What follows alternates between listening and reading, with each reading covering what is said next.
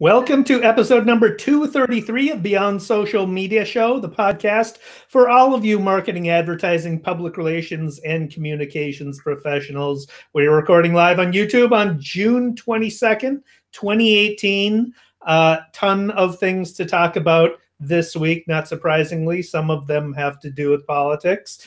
Poster girl for separation, dumpster fire, reunite Facebook fundraiser, warrant required, the apple of Oprah's eye, more cats, Beyonce and JayZ, immersive weather forecasts, Google's podcast app, does she care?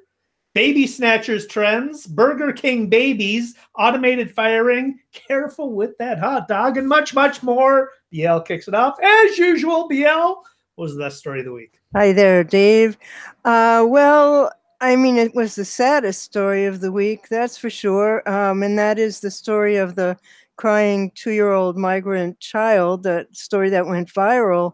And this is from a Washington Post story by Avi Selk. The photograph is by Pulitzer Prize-winning photographer John Moore. And it's a picture of a little girl who's screaming while her mother is being searched by a border patrol guard. And Moore has documented wars and diseases and refugee crises all over the world. He's been photographing the American migrant crises for Getty Images since George Bush was president. And he has covered war zones overseas. He's ridden with destitute families through Central America. He said it was very hard to see this. It was a moonless night. It was almost impossible to photograph, but he needed photographs.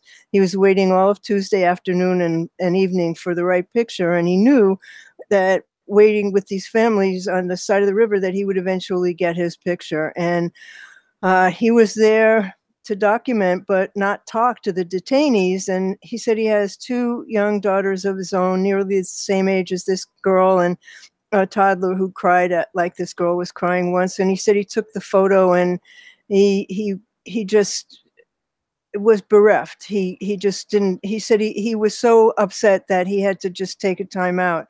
And that photo went all over the world. And the reason why I bring it up now is because that photo became iconic for the whole situation that's going on. And obviously it went viral, not just here, but all over the world. And it's just saddest damn thing I ever saw. But I'm so glad he was there to take the picture because it really tells the story. Yeah, it does. Years ago, maybe a decade ago, I wrote a blog post on the death of iconography. Boy, was I wrong. My argument was in the age of when everybody's got a smartphone and a camera on them and can post their photos to Flickr in that day and age, that there would be so many photographs of a given event that you couldn't have an iconic image emerge from an event. But this clearly is an iconic image, right? Sure. It's on the cover of Time this week, the little girl and Trump. And, that's a picture that tells worth 1,000 words. But, right. Just so freaking sad. That's all there is to it. Absolutely. Well, listeners to this podcast will know that we've been dismayed since the beginning of the Trump era and continue to be dismayed. And this is an absolute low point in absolute immoral policy. It's the Trump administration has been a complete dumpster fire from the beginning, as far as I am concerned. And a story in the Star Tribune kind of encapsulates that. This is by Maya Rao, who reports on Richard Painter, who some of you may know is the former ethics lawyer for the George W. Bush administration. He's former Republican, vociferous critic of President Donald Trump on television, and he is now running against Senator Tina Smith, who is our sitting senator, who's a Democrat, and he's running against her in the August Democratic primary. And he has run an ad that features him literally standing in front of a dumpster fire. He quotes he says in the ad, "Some people see a dumpster fire and do nothing but watch the spectacle. Some are too scared to face the danger. They think or they think it will benefit them if they just let it keep burning. Others shrug and say, oh, all this talk of dumpster fire, it's really just fake news. There is an inferno raging in Washington, but here in the land of 10,000 lakes, we know how to put out a fire, and a cascade of water comes down behind them to put out the dumpster fire." So there's a lot of critics commenting on the ad, saying it was stupid and they didn't know what it was. And those critics they're out of state critics. They don't understand that Minnesota is a state that is known for good, clean government. We have strong ethics laws, and this ad is in tradition of ads from Minnesota politicians that are completely different. Paul Wellstone had a ad where he's running through the frame because he couldn't afford to do a full ad. So that was very effective. Jesse Ventura had an ad where he was giving the pose of the thinker. And so we've got a long tradition of these type of ads, and this is another one. I really like Richard Painter because of his opposition to Trump. So I don't know. I'm kind of torn between him and our current sitting senator. But there you go. Good ad, though. Yeah. Yeah. Well, everybody finally felt like they really did have to do something, and the largest fundraiser in Facebook history is aiming at reuniting the immigrant families. This is from a New York Times story by Julia Jacobs, and it all started with the photo of the 2-year-old little girl crying at the border. And so Charlotte and Dave Wilner, both of whom used to work for Facebook, like so many of us, wanted to do something. And so they started a fundraising page that quickly took off. At one point, it was getting $3,000 a minute. And they have a 2-year-old daughter of their own, and they said the image just made them want to help do something. And so the fundraising page is giving money to the Refugee and Immigrant Center for Education and Legal Services, or RACES, and that's a nonprofit organization that provides low-cost legal defense services to immigrant and refugee families in Texas. They had a goal originally of $1,500, and this week it got $190 million. It's well on its way to $200 million. 498,000 people have given money. Stunning, the staff at RACES. They say they hope we can live up to this. The funds will go toward legal representation for immigrant children and parents in Texas, and for paying the parents' bonds so that they can be released from the detention centers. The organization has about 50 lawyers on staff, and they plan to go on a hiring spree and fund training for volunteer lawyers willing to travel to Texas to assist. They said, Mrs. Wilner said, when we look at the faces of these children, we can't help but see our own children's faces. And so she now works for Pinterest and her husband for Airbnb. The cost of legal assistance can add up very quickly. Bond for a single detained immigrant can be as high as $10,000. And lawyers have to travel to the detention centers and prepare immigrants for asylum. So we'll put the link to the page. It's still open. Funds are still being collected, and hopefully it'll be able to make an impact. I think it will. Well, let's hope so. And I think they'll need all the money they can get, because there is apparently no system in place to track the children at all. And my suspicion is it's deliberate. They don't care whether the children are reunited with their parents. No, they absolutely don't. The whole point of it was to rip children from their parents' arms. It's absolutely immoral. And yeah, I mean, it's a huge task. I am going traveling next week, and I am absolutely going to be on the lookout at airports for whether these whether these immigrants are being taken to some other place in the country, as we're seeing a lot of video of that happening. So the bunch came to New York in the middle of the night. I mean, it's all just crazy. But in other news, this is it's good that they raised that money, but wow, what a depressing good story, right? I know. So here's some positive story. This came through today, actually. This is from National Public Radio, and who other than Nina Totenberg to report on this story.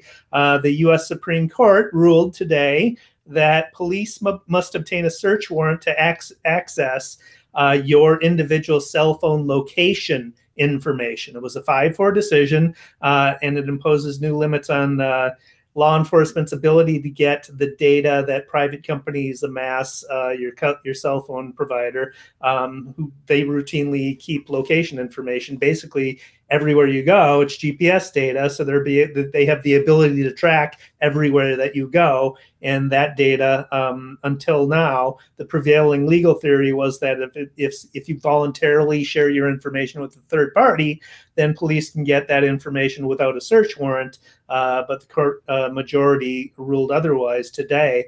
Chief Justice John Roberts wrote for the majority that cell phone location information is a near perfect tool for government surveillance, analogous to an electronic monitoring ankle bracelet.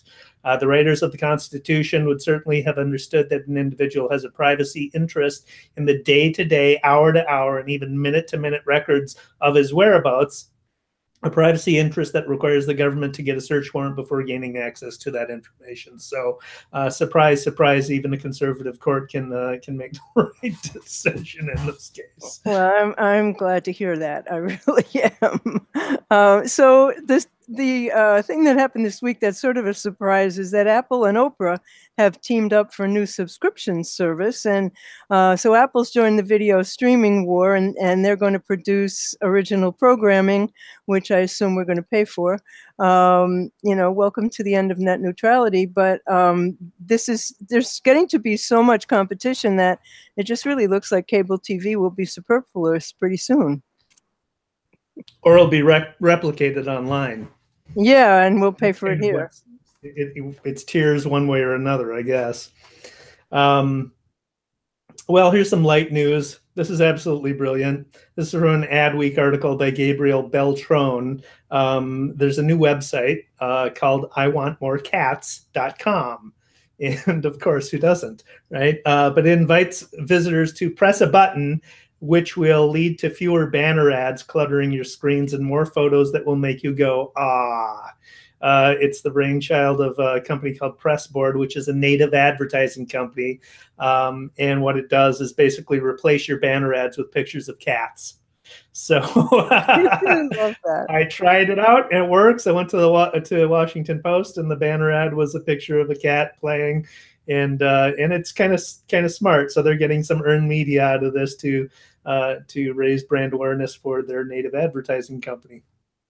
Well, talking about smart, Beyonce and JayZ dropped an album this week, Everything Is Love, and they released an online video to promote the album. And so Bey and Jay filmed it at the Louvre, and they are there with withering stares in front of Mona Lisa, I guess, trying to look like her. It's a recreation of their infinite private Louvre shoot the last time around.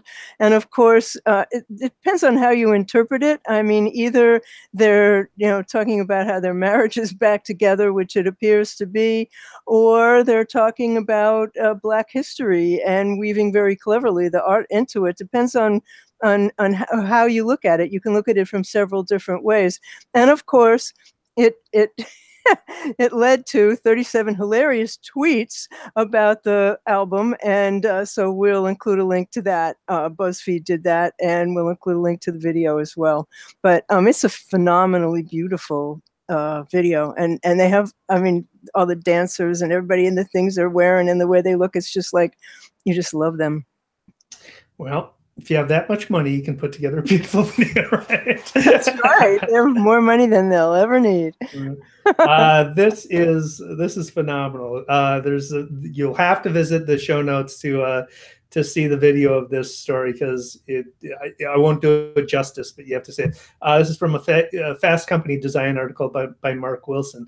They report on the Weather Channel, which has launched a new broadcast technology which they call immersive mixed reality.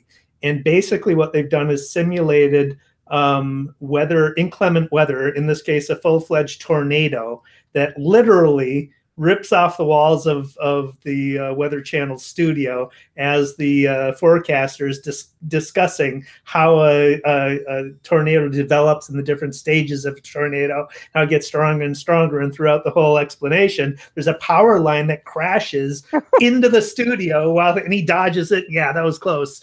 And a 2x4 rips through a wall. A car crashes from the sky. It's just, it looks absolutely realistic. It's just amazing. The system relies on a custom rig from a company in Norway called the Future Group. Great name. Yeah, exactly. And the graphics are rendered by Unreal Engine, which anybody who plays video games, especially first-person shooters such as myself, will know that that's top-of-the-line technology, a staple of video game technology for their amazing 3D simulations and the realistic physics engine that Unreal Engine has. So everything, if it crashes, it looks exactly like it would crash in real life. So we'll put a link to that in the show notes at beyondsocialmediashow.com/233.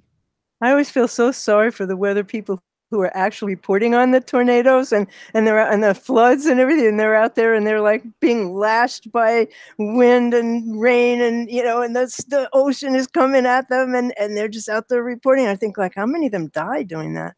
Better that it's in the studio with AI. It's a little safer, though it doesn't look that way.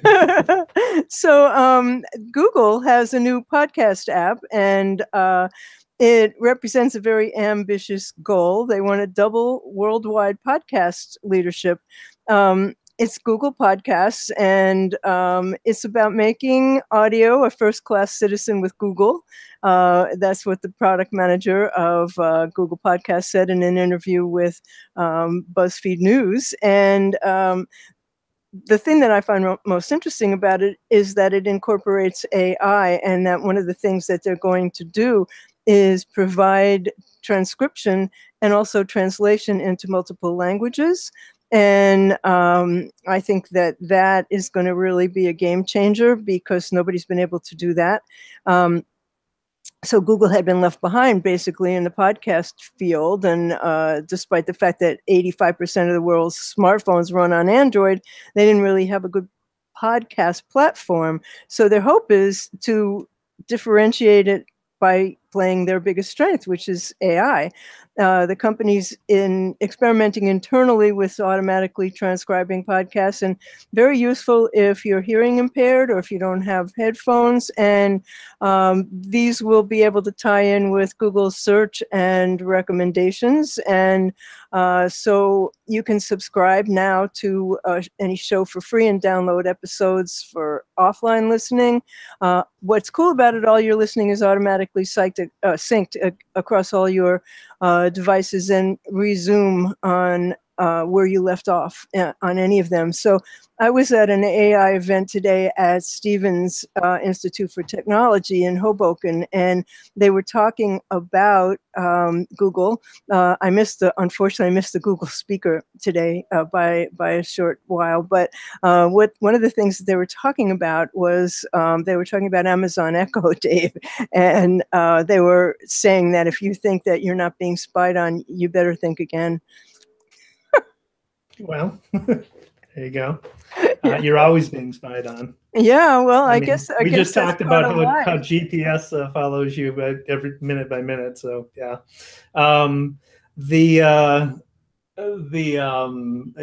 Google talks a great game about podcasts, and they have been for a long time. And I really am hopeful that this. Yeah, we haven't seen any of it actually happen. They're really pushing it a lot and really talking loudly about it. I'm really hopeful that it comes to fruition, because it'd be great. But they insist that it will. They insist that it's coming. Yeah. So the app, I believe, is just Android, though, right? Yeah, for the moment. Yeah. Well, I guess they figure Apple already has. Well, I mean, it's a huge audience. It's a bigger audience than Apple's too. If you get on all the Android devices, most people have Android device phones, actually. So yeah, 85% have Android phones, which is quite significant. So I'm sure it'll come to iOS. They usually get around to us later. Are we on to worst news? Yeah, it's hard to tell tonight. Okay. Well, there's the Melania jacket, the I don't really care jacket. I first saw this in a Daily Mail story, the UK Daily Mail, this story by Emily Gooden, and they reported that Mrs. Trump, who's widely known for her very carefully planned high fashion choices, was wearing a $39 Zara jacket with the words, "I don't really care, do you?" written in gigantic white letters on the back. And of course, it immediately trended on Twitter, and it's run everywhere from Mother Jones to Town and Country. And Melania's communications director, Stephanie Grisham, said, "It's a jacket. There's no hidden message." And then there's the Politico story that says Melania Trump visited a church-run shelter and staged a photo op for the press, while at the same time her staff was canceling her visit to a real detention center, and it was just kind of a cheap half-baked spin. And of course, the jacket has already gotten a makeover on Twitter. Everybody's photoshopped all kinds of things on it. My favorite being "November is coming." Yeah, I didn't even get it. It was like cryptic to me. Like, I thought she was trolling him. I swear I do. I think she's just trolling her husband. I think she's sick of him too. He said, "You will go there," and she said, "Yeah, but I will wear this jacket." Yeah. I mean, there was no mistake. No, there was no mistake wearing. I mean, you write something on the back of your jacket that you want people to read it, right? Anyway, so in the wake of the baby snatching policy that broke as everybody started reporting on, there's a writer at the New York Times, columnist named Charles Blow, who wrote an article called "Trump and the Baby Snatchers," which started to trend on Twitter, obviously about this policy. So I noticed it, and so what's that? Checked it out. Went to the top of the feed. There was an image from the Holocaust, and the commentary about the article was comparing Trump's policy to Nazi Germany. Within that feed, though, was a DiGornios ad, and they clearly, it appeared to me that they're bidding on the word oven, because DiGornios is take-home pizza. You put it in the oven, right? So they're bidding on the word oven. But there you go. That's kind of, you gotta pay attention to the news and stop bidding on some keywords that trend. That's terrible. Yeah. Well, equally horrifying, it's a major boo-boo by Russian Burger King. Burger King gets themselves in a lot of trouble around the world, you know.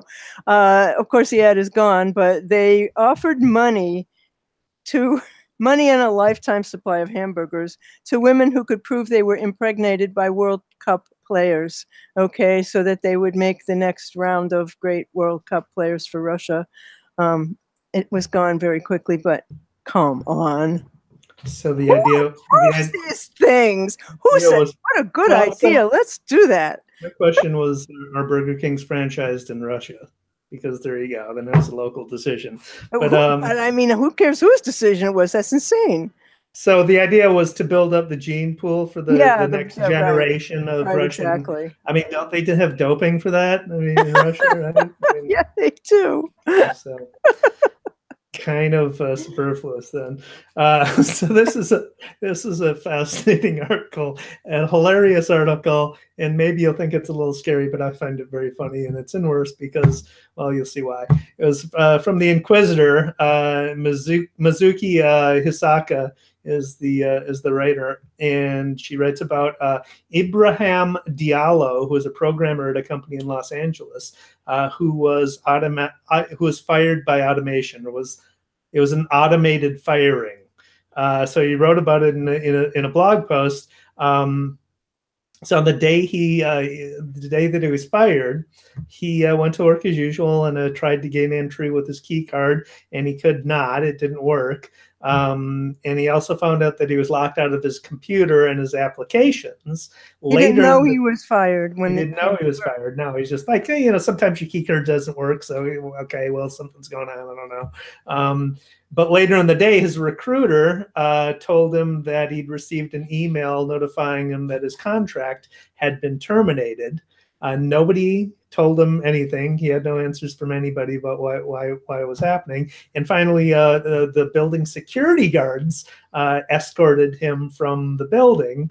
And what happened was his previous manager had failed to renew his contract in their system, and all these attached things that happen when somebody's contract expires went into force. And so, they lose access to everything, and they didn't mean to fire him? No, it didn't mean to fire the manager just forgot to renew his contract.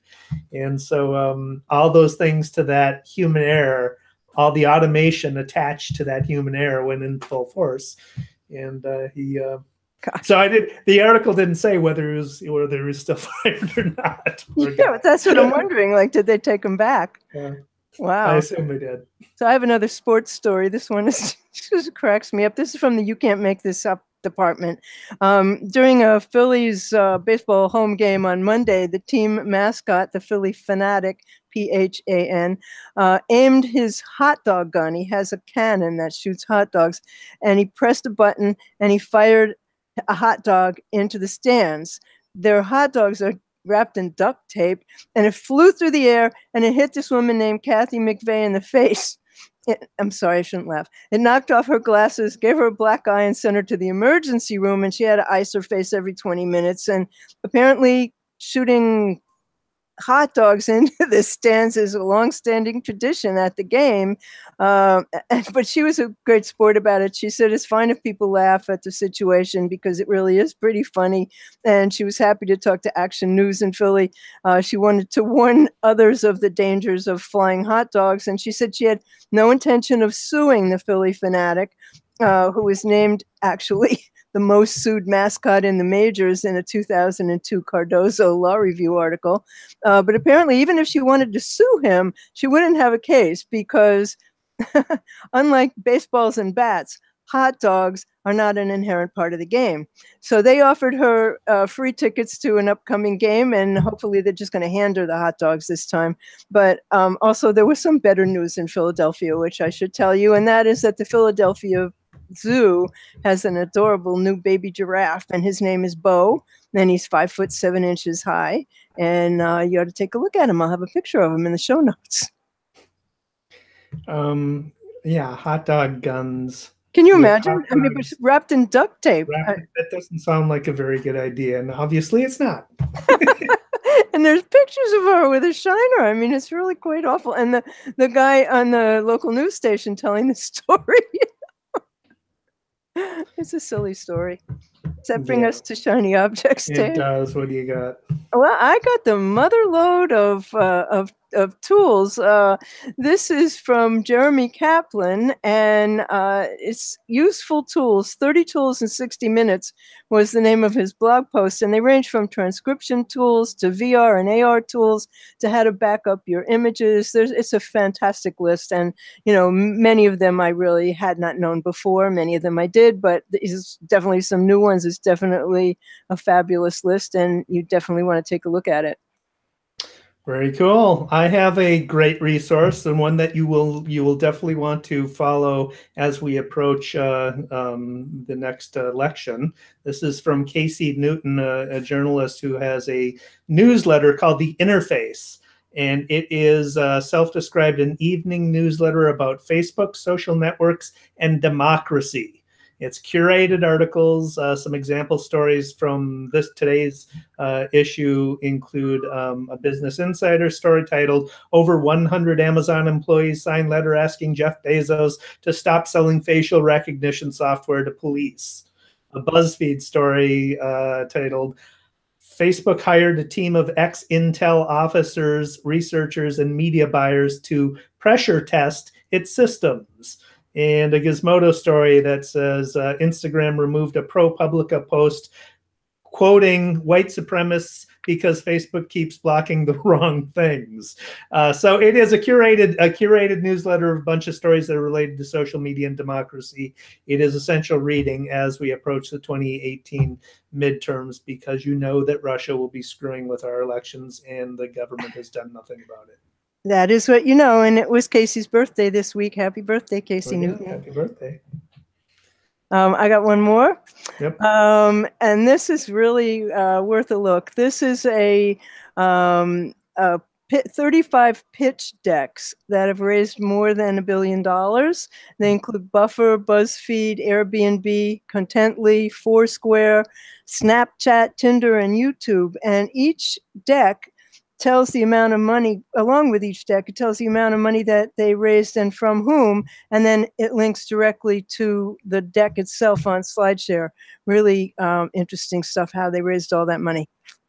Very cool. But now that you mentioned Airbnb, I didn't put this in the show notes, but I have to talk about it. They are introducing a new app or extending a feature of their existing app that allows musicians basically to host their own concerts. So like with Airbnb, people can rent a room or whatever. Now you can, with this new feature, you can find concerts that people are hosting. So if I have a band and I could like partner with a small venue and host a concert there through this app, and people could come to it. I could sell tickets like $20 each and have a small group of 20 people come and watch it. And so they're building this into their app. It's a fascinating development. So kind of undercutting Ticketmaster, thank God, and allowing small bands to build their own audiences and host their own concerts. And you get to see more. The idea is to make concerts more intimate,